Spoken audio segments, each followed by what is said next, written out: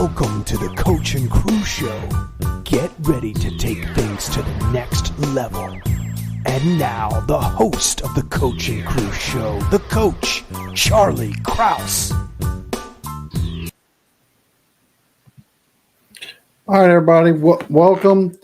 It's the Coach and Crew Show. I'm here. Phil will be joining us hopefully any moment now. Trying to figure out how to get him on. Technology and Phil do not go hand in hand if you know Phil. If you don't know Phil, then you're in for a treat when he finally jumps on in a few minutes. And you can meet the one and only nicknamed The Mouth in the South. So for those new to the show, please make sure you are following us. Hit the like button and feel welcome to chat and comment below and be part of this. We try to make this as interactive as realistically possible. I'm pretty OCD. I'm pretty controlling. And after 20 some years of experience in doing different things, the older I get, the more controlling I need it to be because it works. You want it run right. You want it run professionally. You want it looking good. And you can't just wing it and shoot from the hip and try to, whatever. It's not a good look. It's not a good feel. And so I try to keep things very run the way I would like it to run for a very low budget show and stream and so forth. So that is that. All right, Phil is joining us. So for those watching, Phil is here now. So that's where we welcome him in. So we will get started with our broadcast. Once again, we're talking college football this week. It was a rivalry weekend this past weekend. Lots of good games, lots of heartbreaking moments, lots of tears shed, and I took it on the chin all day long today from multiple points of view. Phil, what was your first reaction to just rivalry weekend as a whole, not just specifically the Georgia Tech game, but just rivalry weekend as a whole? It's always fun. It's the culmination of a season where, hey, you got to put up or shut up. And unfortunately, the little brothers, for the most part, they had to shut up this weekend. And that's just how it is. All right. So big plans for this week. We got a lot of things going on. And so let's just jump right into things. Starting with, here is our top 10. Not much has changed, but there has been some changes. Phil did move Michigan to the top line. He and I can debate that back and forth because I'm ready to accept his challenge on that. And why do you think Michigan's not better than Georgia? I've seen Georgia. You've seen Georgia. But I honestly think, Phil, you saw Georgia where their one and only goal was, let's just win. Doesn't matter how we win. Let's just get out. It wasn't a look-ahead game, but it was, we're not going to display all of our cards. We're going to play with a half deck or a three-quarters deck, get out with the victory, and then get ramped up for the big game. And that may be true because Georgia surely was vanilla Saturday night. But Michigan played their playoff game against a heated rival. And quite frankly, they kicked their ass. So when you play probably the best game you've played all season and shut down your toughest opponent, you deserve to be number one. And Phil, I will agree with you that is their playoff game. Good job. But the rest of their schedule was not playoff games.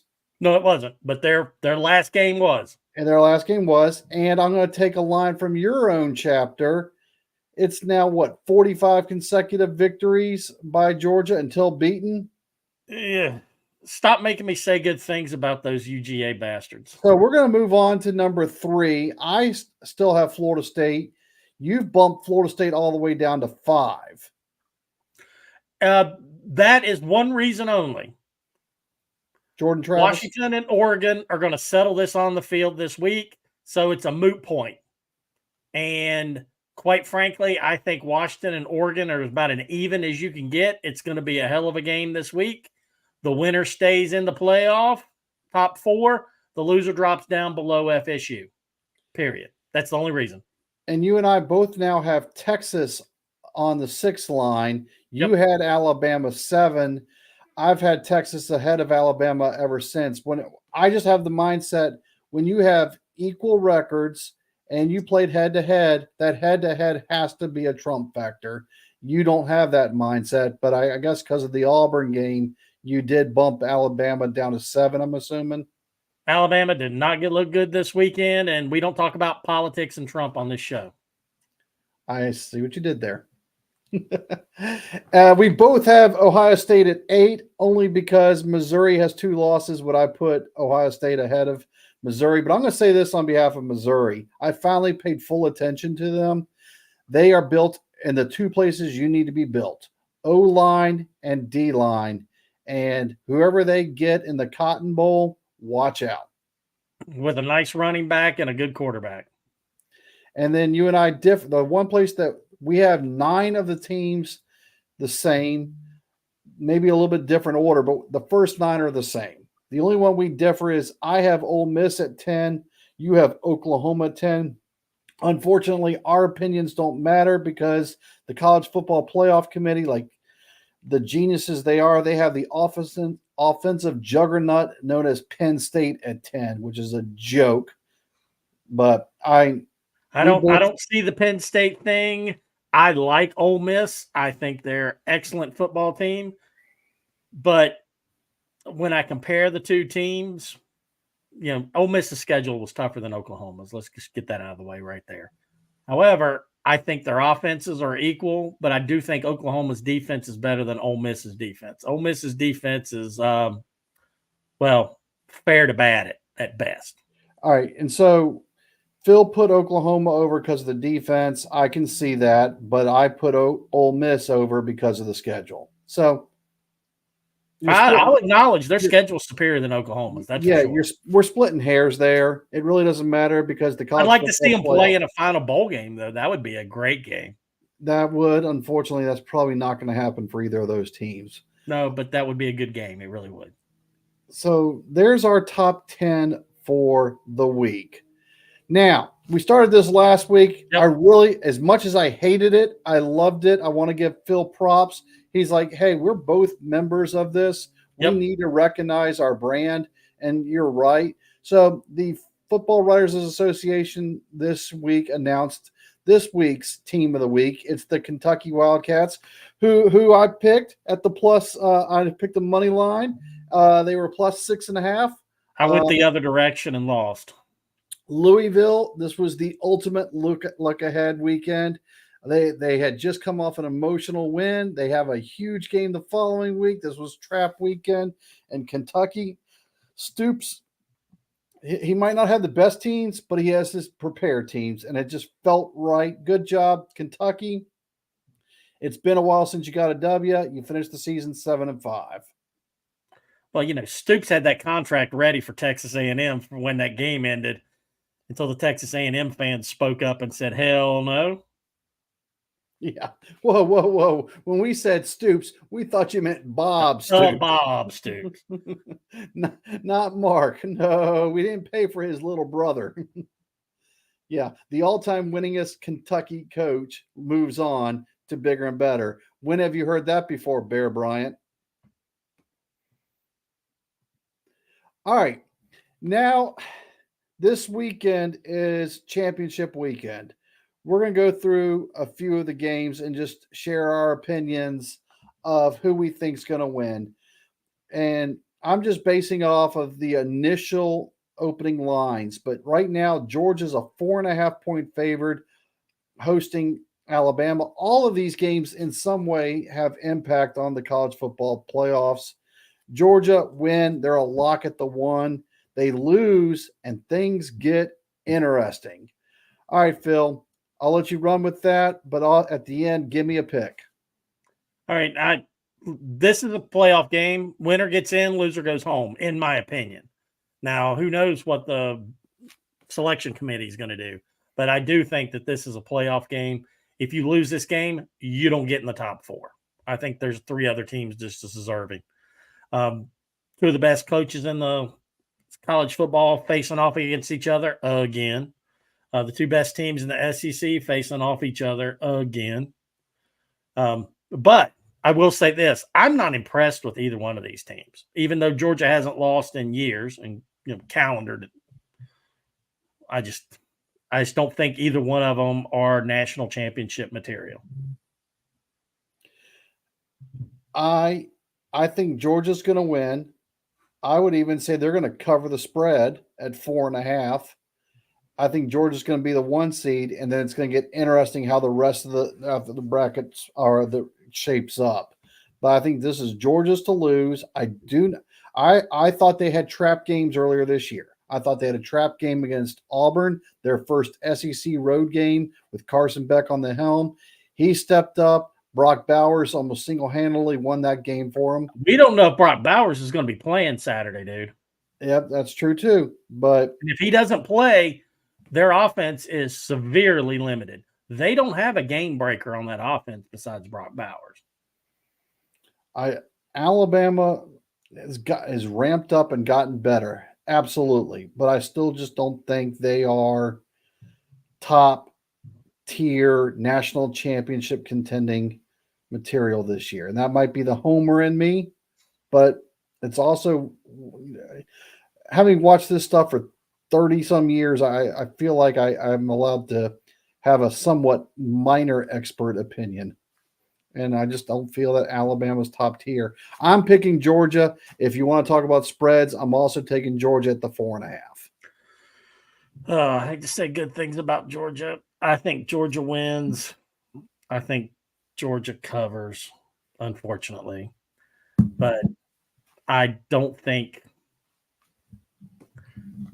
think both of these teams get beat and would get beat in the playoffs. But we'll see. We'll see when it happens because this gets settled on the field. That I do agree. All right, the Big 12 championship game actually is going to have some impact. Oklahoma State wins. Big 12 is 1,000,000% out of the college football playoffs. Texas wins. Then you've got the team with arguably the toughest schedule this entire year and 1 loss trying to get into the top 4. That's my 30-second takeaway of what this game impact has. Phil, what are you looking at when you see this game? Texas has to win, and Texas has to win big. No other way to get that done. They have to pass Florida State, and it looks like the selection committee is going to penalize Florida State for losing their quarterback. So Texas is going to have to win and win big in this one. This cannot be close. For them to make the Final Four and make the playoff, they have to win and win big. And Oklahoma State, after Bedlam, has been playing close games, but they've been winning. Besides them, their absolute debacle at UCF, Oklahoma State's been winning, and I don't see momentum slowing down. I do think Texas wins at the end, but I don't think it's going to be a win big type of game, Phil. Oklahoma State has got an excellent team. I'm disappointed in the record. I thought they should be undefeated going into this game. So I thought they were better than how they've turned out, even though they do have arguably a great quarterback and probably the best running back in the country. Moving on to the ACC, which also has lots of implications on it. You got Florida State with the playoff line, and then Louisville was trying to get into the Orange Bowl. They still could get into the Orange Bowl if Florida State wins, because they would be the highest ranked ACC team. But now does Notre Dame back themselves into the Orange Bowl because of it? So there's a lot to be decided on this. And if Louisville wins, does Louisville go to the Orange Bowl and Florida State bump out someone like a Missouri, or better yet, no, they would bump out Penn State probably. So of the Peach Bowl or wherever that they might be going. So this one's also very interesting. You got ACC Coach of the Year, I believe. Well, the two best coaches in the ACC for this year. You got Mike Norvell, finished the season undefeated, highly consideration, and then you've got Jeff Brom transferring from Purdue, taking the first year team to a 10-2 record, ACC championship game in Louisville. I think it's a great, intriguing matchup. You got Jack Plummer at quarterback, and you've got an unknown backup at quarterback, but you've got the ACC's best defensive player in Jared Verse for Florida State. I still think Florida State's going to find a way to win this, but my confidence level is about a 0.01 right now. For the ACC's sake, Florida State has to win this game. Louisville really hurt their credibility, but not being able to take care of business against Kentucky. So if you can't beat a mid-level SEC school and then you win the ACC, that's not a good look. That is definitely not a good look. Florida State has to win this for the sake of the ACC, and then hope and pray that the selection committee doesn't punish them for an unfortunate injury to their quarterback. Yeah, that's the thing I'm nervous about. My nephew goes to Florida State, so I try to support all family schools, hence why I'm wearing the Florida State shirt right now. And Florida State's loaded across the board. They've got great defensive players. They've got, as Florida State fans have been riding me all season with the wide receiver. Yeah, they've got a great wide receiver. They had a great quarterback, and he gets hurt, and they get penalized for it. It's unfortunate. We're going to take a brief timeout. I'm going to answer the question: what is Coach's favorite YouTube channel, and why is it mine? Rec Talk, please don't leave. But the best YouTube station or channel out there and all of college football is SEC Shorts. It's even better than the Coaching Crew Show. Today's was absolutely hilarious, and it was 1,000,000% mocking my Auburn Tigers, and I still was able to laugh at it. So check out. Josh Snead is out there probably watching this, hopefully. I doubt it. But SEC Shorts by far is the funniest, best YouTube channel out there for college football. I hope Rec Tech is one of my favorite, everybody's favorites. But yeah. It's right, Rec Tech are my dogs. Okay, sorry. I apologize. I'm talking fast. And that's the thing about talking fast. When you're talking fast, and you're in front of an audience, it's easy to get your words tied, and then the internet just eats you alive. Like, oh, you're an idiot. You can't even say this correct. Blah blah blah blah blah blah. Difficult of a skill this actually is to talk in front of even if it's just a broadcast computer screen, and just try not to stutter and make yourself look like a fool. Moving forward, the Pac-12, which will quickly become the Pac-2 conference. Phil, you've already said it. This game's going to settle one playoff spot. The only guarantee I know for a fact is the winner of this game is in the playoffs. That's all you need to know. How is Oregon a -7 favorite already? But they are. I'm rooting for the Bo Nixers. So I know Phil's got a laugh and comment there, but this this year I've been a huge fan of the Pac-12. I've watched probably more Oregon games late at night than I have any other team in the country. They're on a roll, man. And if I had right now, today, if we had a national championship game, I would have Michigan versus Oregon. Oregon is incredible. And the thing is that in the Pac-12, they actually try to play defense. Well, which and blows my mind. And Phil, you just took the words coming out of my mouth. The one thing that they don't get credit for is their defense.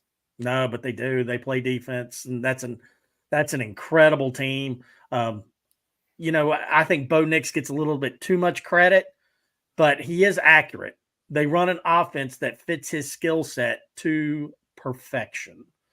He's an accurate, great with short throws, and he hits the guys on the run, and his wide receivers, they can do something with the ball after they catch it, and they do. So it's a perfect fit, him and those wide receivers and the offense that they play, and it works. And then their defense is actually really good. They have an Achilles heel. If it comes down to a field goal, you've lost your money. Holy cow, their kicker is not good.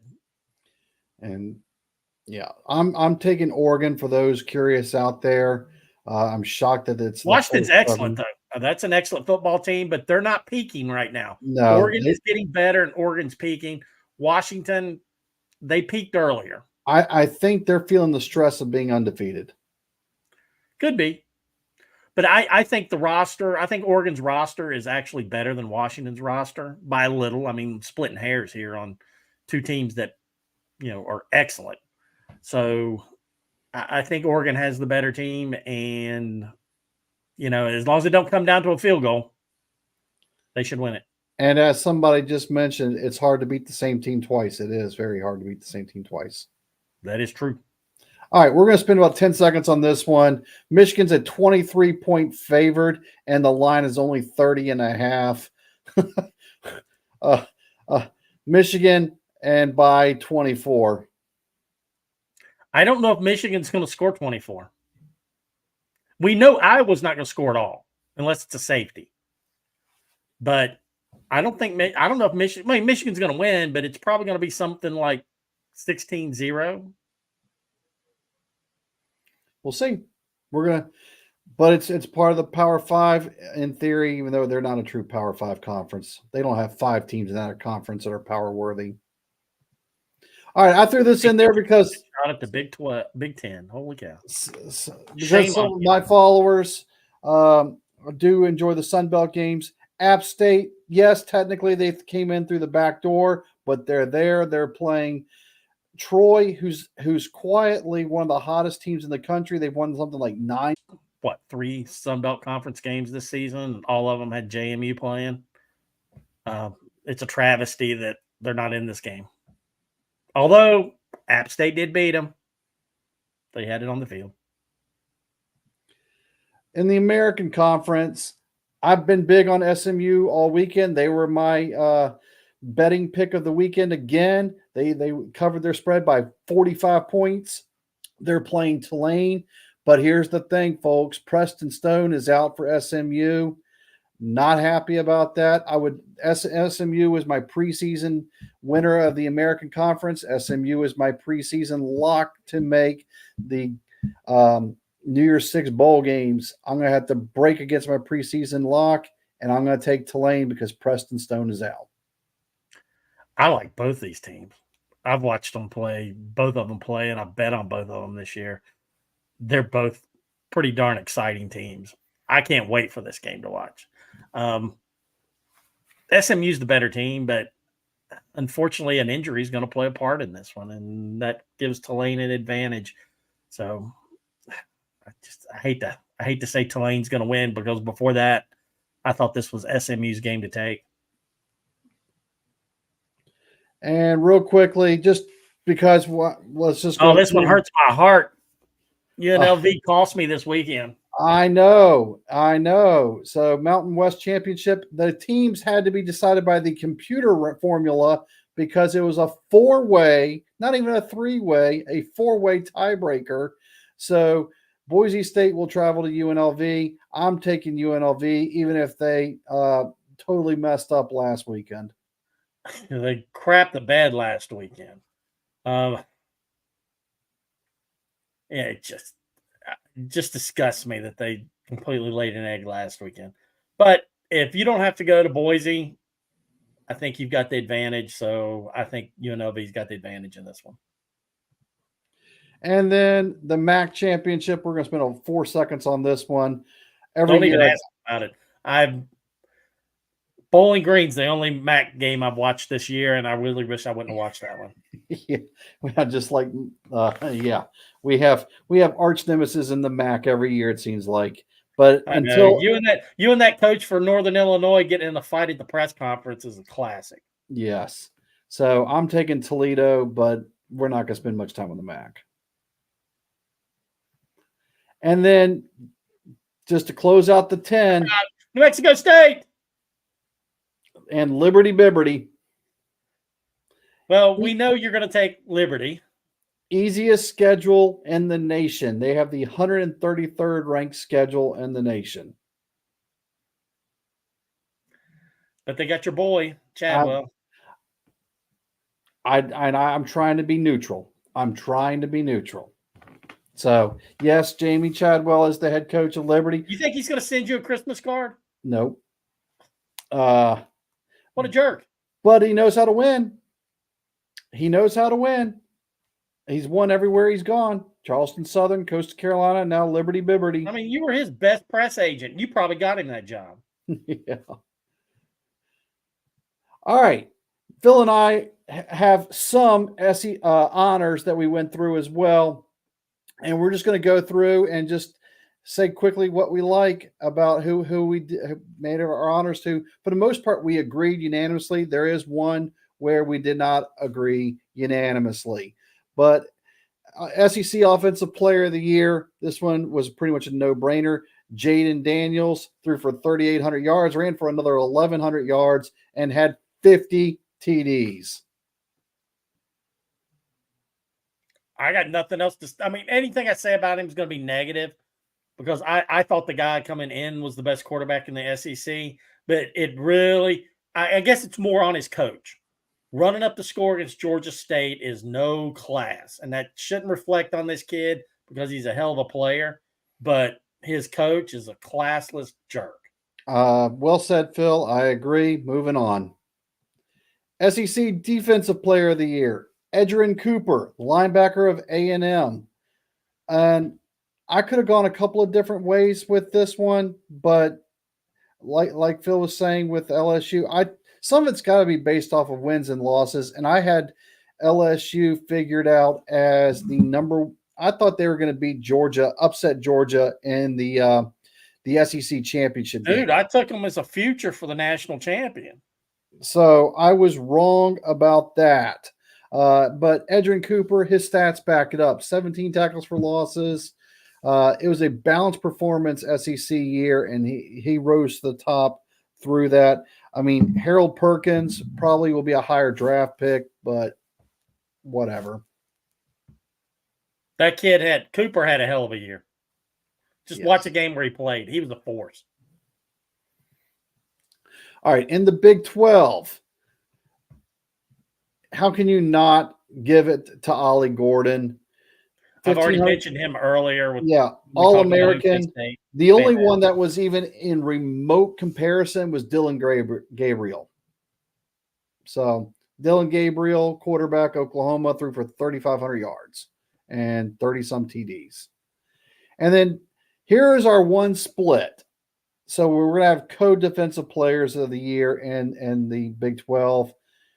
Phil went Tremont Morris Brash from UCF, which was, again, another school that I have family members attending. 50 tackles, 18 tackles for losses, 4 quarterback hurries, and a pass breakup. Dude, how many degrees do you have from different schools? I said I think it's easier to say which school you didn't go to in the state of Virginia. I said family members attending. I got a nephew in UCF. I took Colin Oliver from Oklahoma State, 68 tackles, 14 and a half tackles for losses, 8 quarterback hurries, 5 pass breakups, 4 forced fumbles, and a partridge in a pear tree. So I don't think you could honestly go wrong with either one of these. It gets subjective of what I like more about one, where that you like more about the other. You know, I became a UCF fan where I was just rooting for the underdog as they started out the season pretty hard. And this kid, Brash, he was their defense. And he was all over the field. And every time I was watching him, hoping he'd make a play, dude, step up and make a play. So I had to give him the nod. And there's nothing. You have players that you think are going to take the title, and then you actually look up the numbers, and I'm like, oh, okay, he didn't do as well as I thought he did. Somebody did way better. So, and there was a couple of those situations where I was thinking 1 or 2 Texas players might make this list, and They were at best probably realistically fourth or fifth. That doesn't mean they're not all Big 12. It just means you're not number one. All right, ACC. This was pretty unanimous. We both had Jordan Travis, and we both had Jared Verse. So that guy's a beast. That guy is. I want to see him on the Falcons next year. Do you think he's going to be the first? Not that we're talking NFL and not that we're talking draft, but do you think he's the first? I'm not even an NFL fan anymore, so I don't even watch their games. This kid can flat out freaking play. He might be the first defensive player taken in the draft. We'll find out. You know of the Pac-12 guy. I've got two out there. Well, so him and you and I feel unanimous about him. And he single-handedly wrecked Coastal Carolina. Yeah. All right, moving on to the Sun Belt. Jordan McCord, I mean, these are JMUs. Yeah. I mean, listen, I saw the game in first person. He started off very rocky. And once he took him one completed pass to get his confidence, I don't think he missed another pass the rest of the night, but he started like 0 for 5 or 1 for 6 or something like that. But then, I think he threw another touchdown about an hour ago. It was crazy. And then we could have had a try player of the year, but at the end of the day, I just took the one person whose stats were probably the biggest out of the three of them. But JMU's defensive line, it was a unanimous JMU defensive line for a Sun Belt, all Sun Belt type of team. They're men against boys in some situations. Yeah, they're tremendous. And they all three made each other better too, and that's what kind of skewed their stats, if you want the truth about it. Well, and in some of those games, they were just playing much lesser tiered opponents, and the inverse Brian Kelly effect happened. Yeah.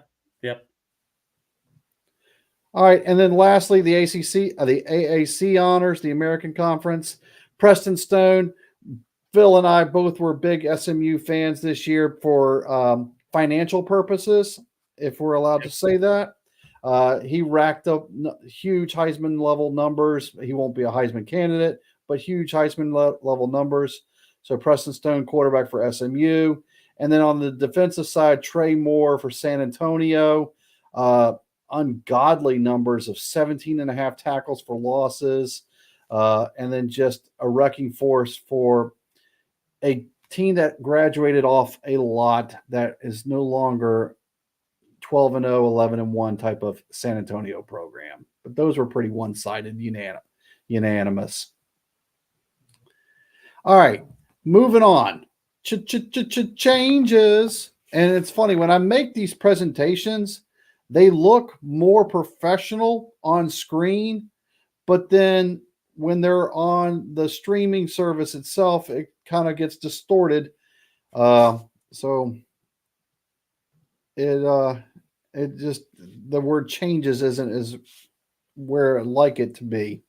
But there's a lot of coaching openings right now, either some by choice, like Mike Elko leaving Duke, but most by the athletic department saying your services are no longer required. So, Phil, I've got 3, 6, 10 on screen that are currently open at this exact moment. Which do you feel would be the best job opening available today, either based off of, the athletic funding, the environment of the That's town? easy, Houston. See, I'm saying Boise State. Houston's in a Power 5 conference. They're in the number 3 or 4 media market in the country. So if you could ever get that working for you, you could get it going. Now, granted, you're 3rd or 4th in the state, but if you could ever turn that around there in Houston, you could hit it big there. And Houston does sink money into their football program. I mean, they was that Holgerson that just got canned? They spent a lot of money on him, and they gave him time to succeed. So it's not like they're idiots that fire somebody after the first year or something like that. No, they hire a good candidate. They give them resources, give them time to get their players in. And if it doesn't work out, then they fire you. So I think Houston's by far the best job. Oregon State, they're in the Pac-2 next year. Who knows what's going to happen there? That's why their coach just up and left for a better offer. And then we know Duke is always going to be Duke. Duke football that's below the Lobos there. My personal take is Boise State. It's been a successful program now for 20 years. The brand is established. There's no reason you should never not be top 2 in the Mountain West. And you have a chance to play. And now with the new playoff rules starting next year, you're almost, if you could win your conference, you're almost a guaranteed every year to make the college football playoff. Yeah, but the monkey in your wrench there, or the wrench upside your monkey, is NIL money. And Boise State built their reputation before NIL money has become big. So I don't know what NIL strength Boise is putting out there to get their athletes, because they were going down to California and pulling out athletes that were developing over a 4-year period out of California and being successful with it. I don't know if they can do that anymore. And that could very well be it. All right. Inversely, the worst program, I'm just going to say this. I'm not saying it's the worst program, but the one that's got the toughest challenges ahead of himself. It's not the Pac-2. It's ULM. There are 133 members currently in FBS. ULM's athletic budget doesn't just rank 133rd.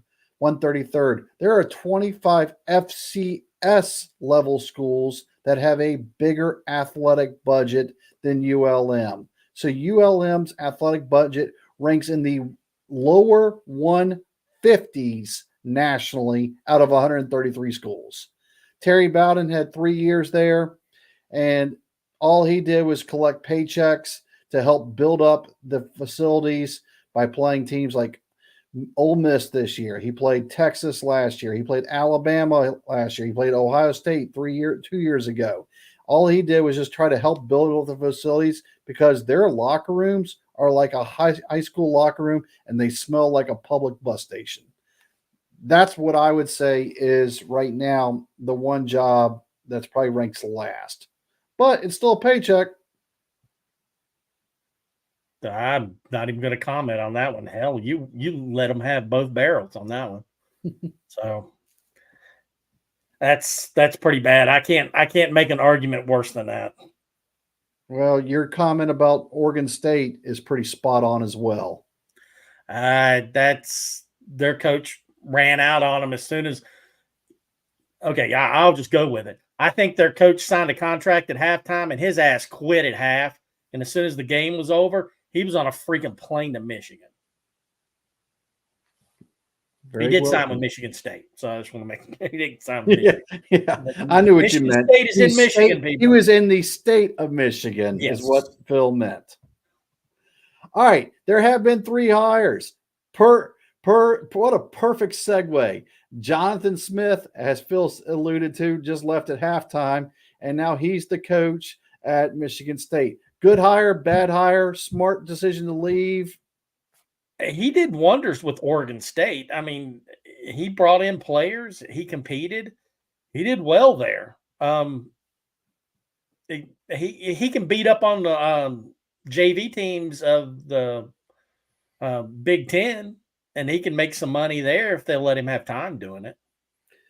My only question is, for the past how many years now has Michigan State just been a hot mess train wreck? And is he consciously walking? He's accepting that over being in the Pac-2. So is that greater than being in the Pac-2? Michigan State's just, I mean, come on. Let's just get real here with that school. How many sexual predators are in that school? All of them? Do they recruit sexual predators to Michigan State? Because that's all they're famous for. Their football program, gymnastics program. I mean, shit. Their criminal defense fees must be outrageous. It's a line out of their budget. Yeah. I mean, damn. Next one, Mike Elko, former defensive coordinator at Texas A&M, worked his way up to being the head coach at Duke, is now back at Texas A&M. Gig 'em. Listen, if you can win at Duke, you can win anywhere, right? Supposedly. But shit, dude, this is the SEC West. You'd have a better chance of winning in the NFL than winning in the SEC West. So take the money and go with it. He's from there. He's coached there.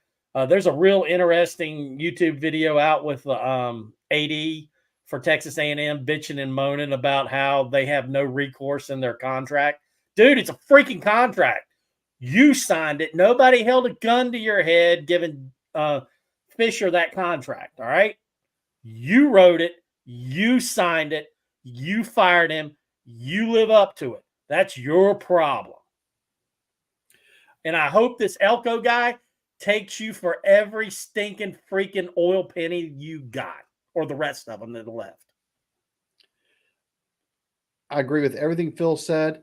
We had a comment that I have to giggle at, and so I want to throw in the giggle to the audience. We were talking about Michigan State a couple seconds ago, and we forgot to mention Mel Tugger. Not Tucker, Tugger. Oh, man. And then announced earlier, either late last night and officially this morning, I believe it was, Jeff Levy, from the coaching tree of Gus Malzahn, current offensive coordinator at Oklahoma. He is now heading to Hail State. So they're bringing back the offense. They needed to. They didn't have any this year. I just don't think Will Arnett was ever truly their intention. Yep. They just had to do something to get through, a tragic situation is my guess. So there is that. All right. Bowl projections. And I see Phil had to take care of emergency situations. Oh, there he is. He's back. Bowl projections. These are Brett McMurphy of the Action Network. If you follow him on Twitter, he seems to report the most accurate. There's two I follow as far as projections go. I also make my own. You can see my personal projections at coachandcruiseshow.com. But you know what, folks? No one truly knows. Here's how some of these contracts are written. First off, it's by the selection committee. All right. So they do the top four. Then they hand choose the top next four bowl games. From there, it's based off of conferences, assignments, and then priority rankings. And they hand pick those said bowl games. Then from there, they're all ESPN event bowls. And the way it works is the ESPN events committee has a selection. The bowl committee itself has a say in the matter, and the title sponsor has say in the matter. So how it could work, the CEO's wife could have graduated from Toledo, and that's why that bowl game wants Toledo. It's a simple, that could be a factor that of why that Toledo goes to X bowl is because maybe that question, and they were chosen because geographically they were located most closely to the Tumbler Tervis official sponsor of that year's Cure Bowl. So it's based off of things you just can't foresee. But having said that, it sure is fun to project out. So right now, Brett Murphy in the Rose Bowl has Michigan versus Oregon in a 2-3 matchup, and Georgia versus Florida State in a 1-4 matchup. Other headline bowls, and you can go see him if you want to look at all of them, but just some headline bowls and some of the bowls that our followers are interested in. The Orange Bowl, which is a New Year's Six bowl, Ohio State, Louisville.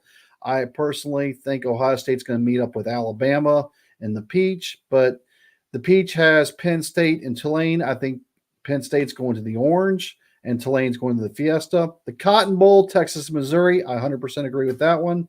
And then in the Fiesta, they have Washington and Alabama. I have Washington and Tulane. Moving on to the January 1 bowl games and the close to the January 1. Georgia Tech fans, Pinstripe Bowl, New York City. Is Tantor allowed with the other freaks in New York? Dude, I haven't been to New York City in It's 95. Unless I have a And I kid, think I got kicked out too. unless I have a kid working there, I'm never going back. I've been there, done that. Auburn fans, the It's Texas dirty. Bowl, Oklahoma State. I think you're going to be in the Liberty Bowl playing probably West Virginia, but they've got you against Oklahoma State. Citrus Bowl, Ole Miss and Iowa. We both feel that Ole Miss and Oklahoma are more deserving than Penn State, but Penn State's going to get the final New Year's Six bid. And then I don't even think Delta flies north. Yeah, you might have to go American on that one. Yeah. The ReliaQuest Bowl, LSU, Notre Dame, which will be a great matchup. And then Oklahoma and the Alamo Bowl versus Arizona, which is actually a hidden gem of a great matchup. And then four more for you real quick. The Boca Raton Bowl, Coastal Carolina and South Florida. Be interesting to see if that holds true or not. I don't think it will be true. Birmingham Bowl, Troy and Liberty. Great matchup. The game. I think somehow, some way, Liberty and JMU might meet up with one another, but the JMU UCF matchup at the Gasparilla would be awesome. And then Virginia Tech versus, our betting favorite SMU. You still friends with the Gasparilla Bowl, dude? I am. Well, and by friends with the Gasparilla Bowl, you mean the owner, the whole family that owns all of Tampa. Yes. He still runs it.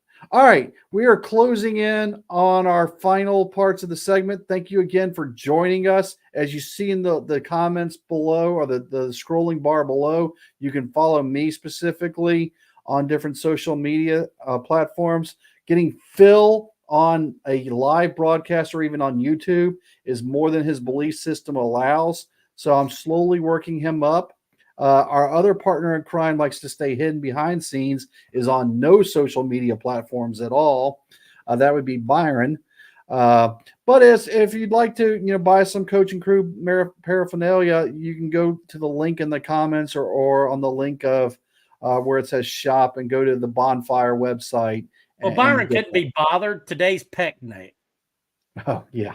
And Thursday's thigh night. So, anyway, work his traps on Friday night. He's busy. Yeah. And I don't want to know what day he works on his glutes. Yeah, I didn't ask. Phil and I are big WWE fans. I currently am taking a little hiatus from WWE because I have a little personal beef I'm just being petty about. But having said that, last 2 nights ago was Survivor Series. And the phrase, never say never. Phil, I'm going to let you run with it. You've got T-minus 10 minutes. Look, you can get over it. If that man on screen, arguably the greatest ever, the man that personally gave literally the finger to Vince McMahon, can get over his grievances, I'll bet for a large check with a lot of zeros behind a 1. You can too, and start watching again. Hey, you're in Chicago. You want to hit, you bring out the mad CM Punk. Back in WWE, yeah, he's had his run here at AEW that he got in a little bit of trouble there for, and he said he would never come back to WWE. Well, he's back. And let's see what happens now, because from the after hours reports that we're watching now on the internet, there are a couple of guys that are throwing fits, and that's going to be built up for some great rivalries with CM Punk.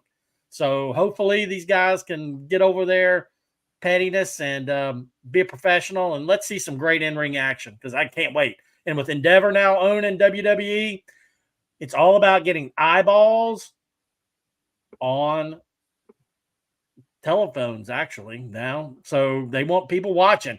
And if you don't watch CM Punk, you're crazy.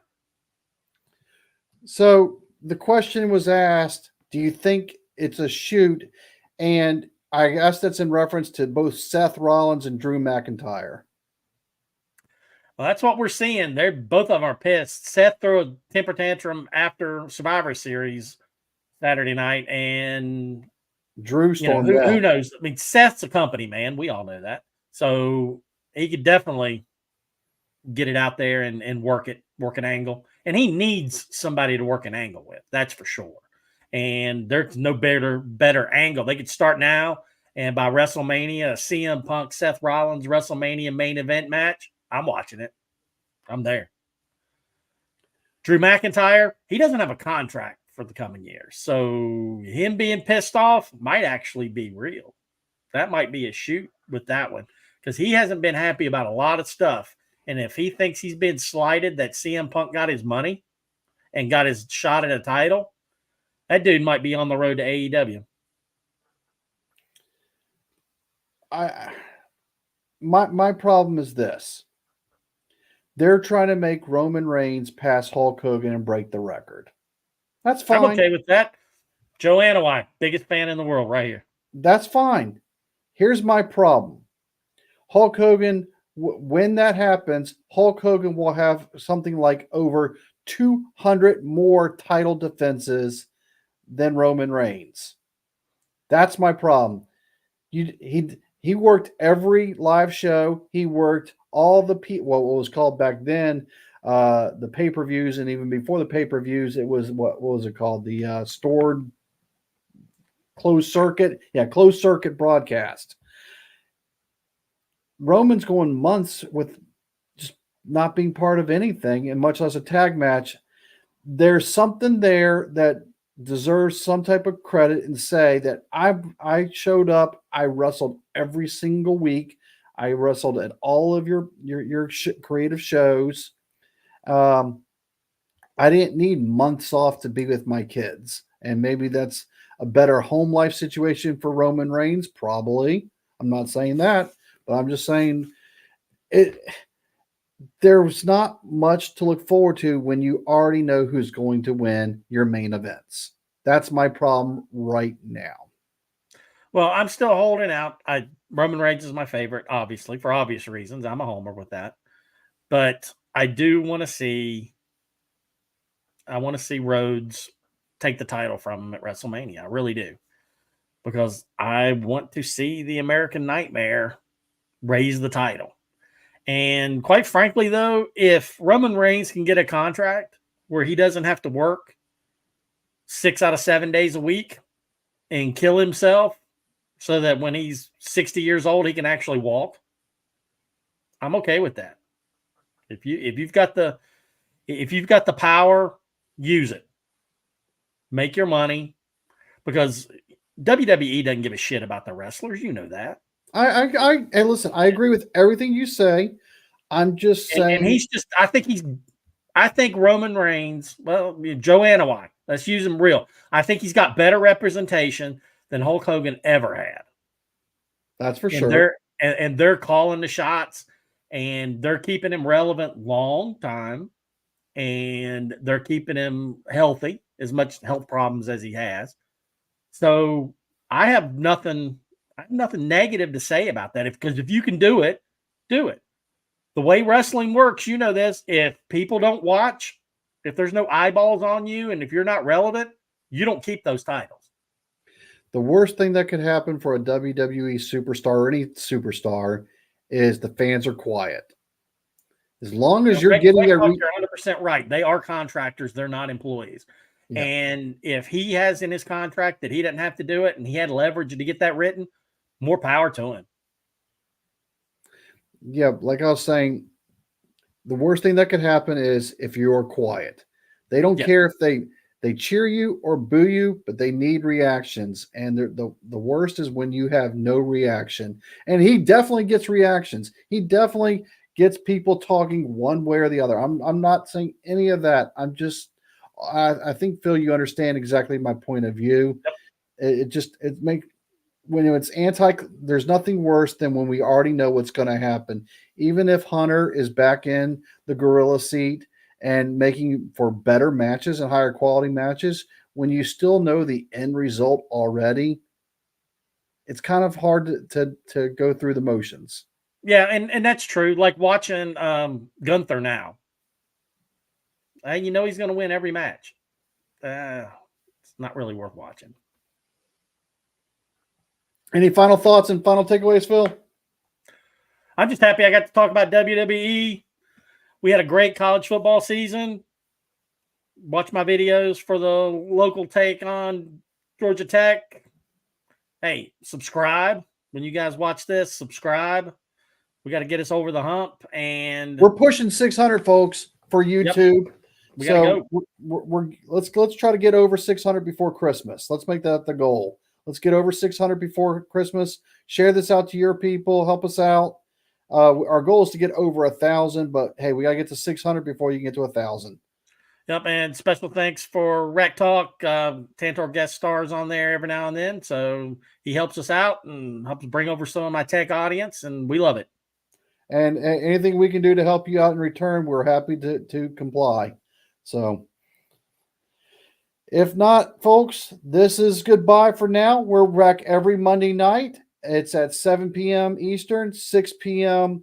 Central. If you have a subject you'd like us to talk about, and put it in the comments, we'll try to work it into our show. We start scripting these things out usually about Wednesdays. That gives us 24 hours off. Because we'll go back tomorrow and rewatch our own broadcast and make our own critiques of it, because the two biggest critics in the room are Phil and myself of each other. And then we start building the show from there. We plan it out, and then we blow up our text messages throughout the weekend of, hey, let's incorporate this, and what about that? Well, next week, I can already tell you right now, it's going to be heavy talk about the final college football rankings and who's going where bowling. And then we're going to transition from there. So this is a true sports show. Right now, college is our biggest takeaway. College football will always be one of our Main Street hubs. But when we're in March Madness, college football might take a temporary backseat. That's all I'm saying.